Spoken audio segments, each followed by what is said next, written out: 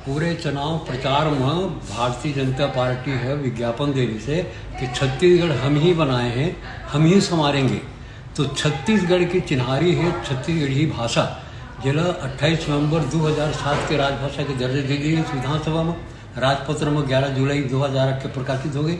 तब बोले आज तक के वो छत्तीसगढ़ी में कोई काम काज नहीं होते, वहाँ पढ़ाई लिखाई भी नहीं होती।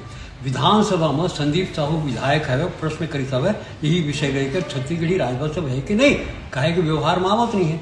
तो हमारे जो संस्कृति मंत्री है वो जवाब दे कि छत्तीसगढ़ी को छत्तीसगढ़ में भी राजभाषा का दर्जा नहीं दिया गया है। कि विपरीत बात कैसे होते, ये तो उल्टा बात होते कि नहीं। जब अभी कहते हम ही बनाए तो राजभाषा तो ही बना रहे, थोड़ा संवारा न भी, वो काम काज करो, वो पढ़ाई लिखाई करो।